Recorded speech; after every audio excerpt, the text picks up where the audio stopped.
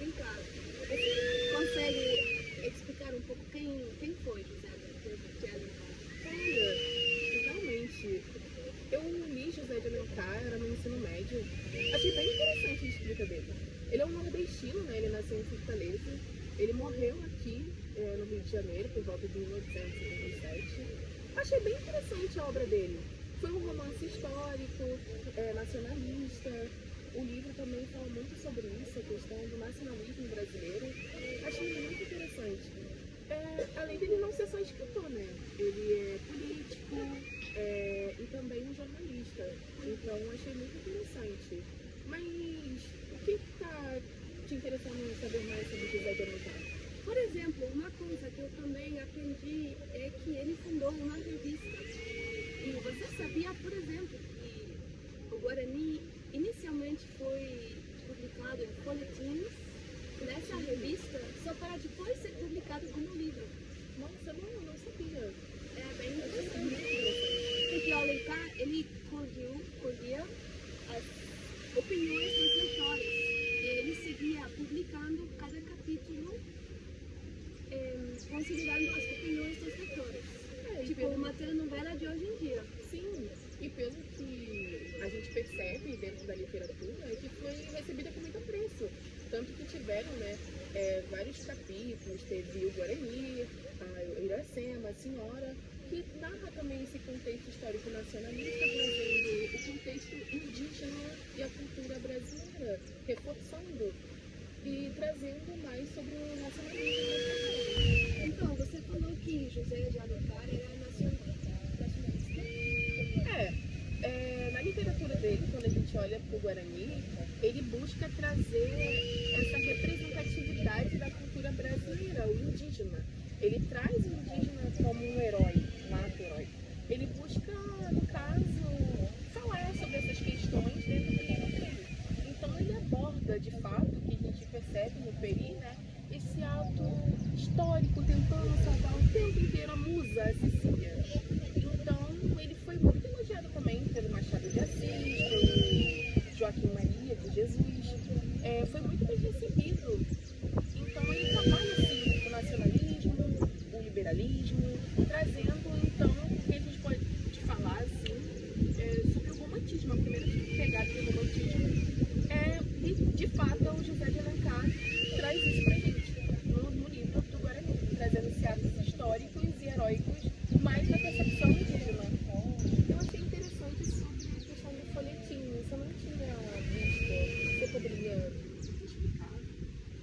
Então, foi assim, que ele escreveu os primeiros 2 capítulos.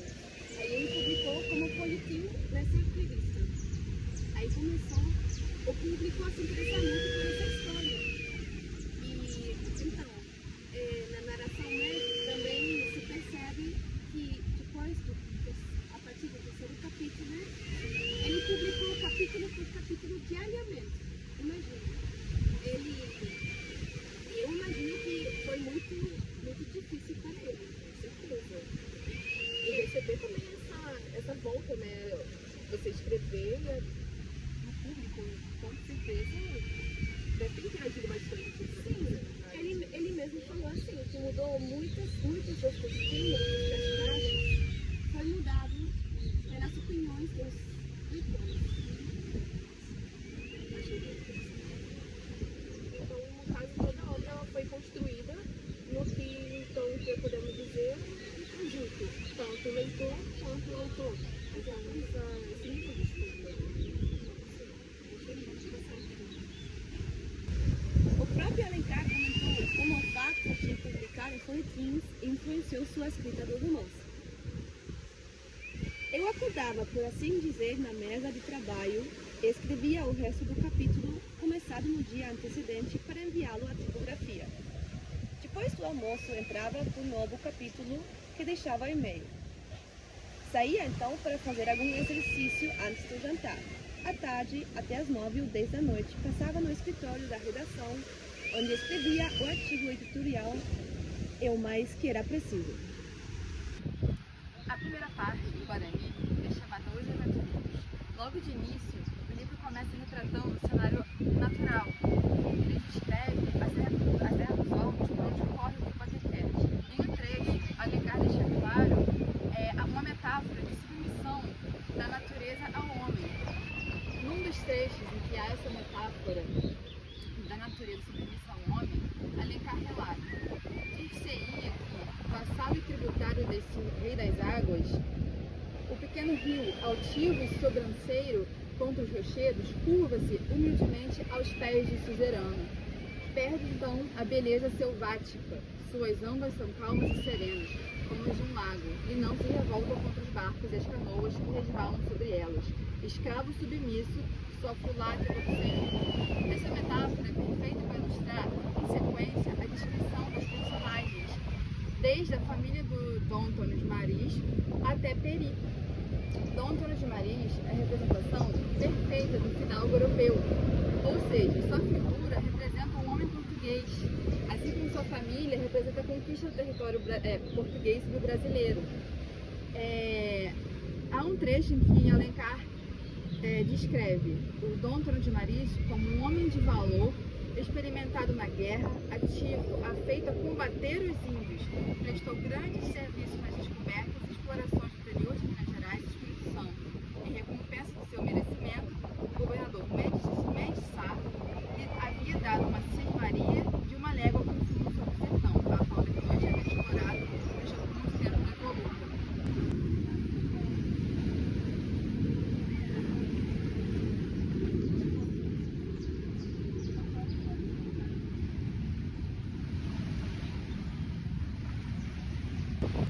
A descrição da família de Dom Antônio de Maris, com a sua esposa, Laureana, sua sobrinha Isabel e principalmente sua filha Cecília, é fundamental para entender a dinâmica do funcionamento do próprio romantismo. Cecília representa a pureza, a delicadeza do ideal romântico, enquanto Peri, um índio submisso à família, atua em devoção em relação a Cecília. Então ele é descrito como um herói. Assim como Peri, então, é descrito constantemente como um herói romântico e protetor leal de Cecília.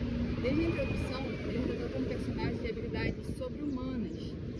Há um trecho de Alencar que ele relata como, porém, o italiano, como arcabuz em face, procurasse fazer a pontaria entre as folhas, o índio bateu o pé no chão em sinal de impaciência e exclamou apontando para o tigre, levando a mão ao peito: "É meu só."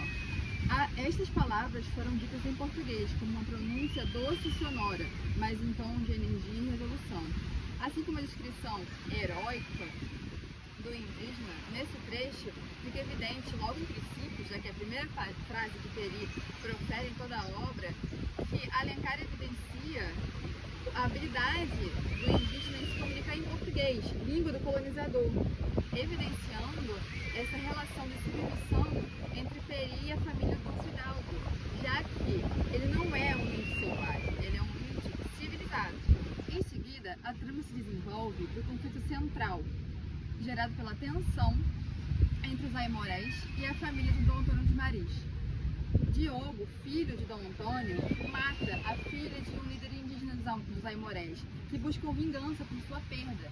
Nesse momento, então, Peri se vê na posição de se revoltar contra a própria cultura para proteger a família de Dom Antônio, que está ameaçada pela vingança.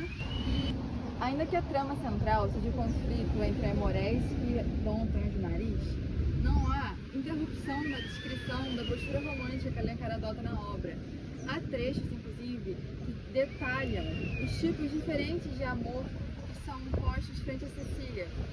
Alencar evidencia três posturas diferentes: a de Loredano, Álvaro e Peri, descrevendo os amores de tais formas.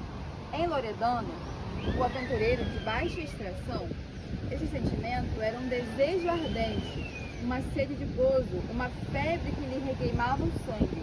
O instinto brutal dessa natureza vigorosa era ainda aumentado pela impossibilidade moral que a sua condição criava, pela barreira em que se elevava entre ele, pobre colono, e a filha de Dom Antônio de Maris, rico fidalgo de solar e brasão. Em Álvaro, cavalheiro delicado e cortês, o sentimento era uma afeição nobre e pura, cheia de graciosa timidez que perfuma as primeiras flores do coração e do entusiasmo cavalheiresco que tanta poesia dava aos amores daquele tempo de crença e lealdade.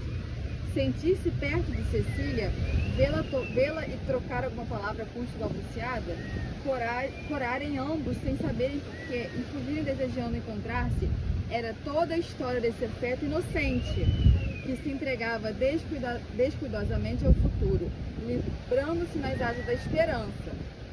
Em Peri, o sentimento era um culto, espécie de idolatria fanática na qual não entrava um só pensamento de egoísmo. Amava Cecília não para sentir um prazer ou ter uma satisfação, mas para dedicar-se inteiramente a ela, para cumprir o menor dos seus desejos, para evitar que a moça tivesse um pensamento que não fosse imediatamente uma realidade. Assim, o amor se transformava tão completamente nessas organizações que apresentava três sentimentos bem distintos. Um era uma loucura, em Loredano; o outro, uma paixão, em Álvaro; o último, uma religião, em Peri.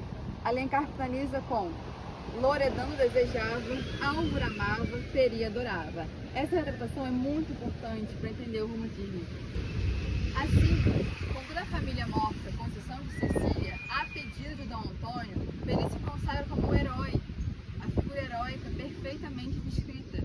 Ele salva Cecília e coloca a sua vida acima da própria, leva ela consigo para a floresta, mas, no entanto, ele deixa claro que sua intenção é devolvê-la para a civilização, ainda que isso signifique separar-se dela. Cecília pede então que Peri se junte a ela na cidade, mas ele diz ser incapaz de viver, e isso entristeceria seu coração. Cecília, nesse momento, diz a Peri que agora se vê como sua irmã, evidenciando a postura que se há entre esse amor. Não é um amor romântico no sentido erótico, um amor romântico no sentido heróico. Assim, Peri e Cecília permanecem juntos na floresta, contemplando a força da natureza, que agora se faz diferente do livro, indomável. No começo do livro, Baquequer se mostra submisso, e no final, Baquequer toma conta da floresta, de volta à selvageria que Alencar descreve ao longo de toda a obra. Então, após um resumo profundo sobre a história do livro Guarani de José Alencar, nós podemos também desenvolver mais profundamente tudo que é falado no texto através de três autores muito importantes: de uma leitura colonial, com o Montaigne, e duas leituras contemporâneas, com o Darcy Ribeiro e com outro autor muito importante, o Krenak. Então, no livro Guarani, o José de Alencar traz um indígena muito idealizado e civilizado. Isso por causa do contexto histórico da época. Mas, no livro contemporâneo do Krenak, O Amanhã Não Está à Venda, o Krenak ele critica e ele não gosta dessa postura, dessa narrativa romantizada do indígena, e principalmente da figura indígena. E ele fala muito sobre as lutas do povo indígena. Então, quando a gente lê O Amanhã Não Está à Venda de Krenak, e também lê o Guarani, a gente percebe que a figura indígena ela foi colocada de uma forma muito errada. Quando o José de Alencar traz um indígena que prefere ficar com uma família branca, ou em vez de ficar com a sua própria cultura. O Krenak também apresenta a figura indígena como uma força política, de luta mesmo, pela sua própria cultura. E quando o Krenak traz um indígena que não gosta de ficar com a sua própria cultura, ele distancia um indígena real e traz um indígena no seu livro elitizado e civilizado. No livro do Darcy Ribeiro, ele vai retratar muito sobre a formação do povo brasileiro, e ele traz uma importância, uma relevância sobre os indígenas para essa formação do povo. E quando o José de Alencar ele retira isso e romantiza, que é como se fosse uma formação histórica muito passiva dos colonizadores e o colonizado, que é o indígena, ele faz um apagamento na história e traz um assunto que o Darcy traz no seu próprio livro, que é sobre o mito da democracia racial, com apagamento do que foi realmente a história de fato, que que houve opressões, eles foram duramente escravizados. E quando você coloca uma figura indígena que ela não está na sua própria cultura e prefere ficar com alguém que faz parte de pessoas que machucam a sua própria cultura, você acaba apagando a história, porque de fato não aconteceu isso. Na literatura colonial, nós temos o Montaigne. E o Montaigne ele vai retratar muito sobre civilização. E ele vai fazer uma crítica sobre a visão dos europeus sobre os indígenas, que é uma visão meio errada, porque os indígenas têm uma cultura e essa cultura é mais civilizada do que dos próprios, e ética principalmente. Na literatura colonial, nós temos o Montaigne. E o Montaigne ele vai falar e retratar sobre a figura indígena e a visão que é muito errada dos europeus sobre os indígenas, porque eles retratam os indígenas como se fossem selvagens, mas a cultura indígena aparenta ser mais civilizada e ética do que a própria cultura dos europeus. E no livro, Alencar ele vai dar preferência a demonstrar o indígena ilusório na visão dos europeus. Mas um ponto positivo também desse livro é quando o José de Alencar faz uma retratação da natureza. E principalmente no final do livro, que é quando o indígena ele vai para o lugar que era para ele sempre estar, que é na natureza. E essa exaltação da natureza faz muito parte da cultura indígena. Então nós temos um livro que no começo ela tem umas características meio distorcidas sobre o indígena, mas no final o indígena ele volta para o seu lugar natural, que é a natureza. E por isso é muito importante sempre manter ativa a discussão sobre a figura e representação do indígena na literatura, tanto da perspectiva colonial como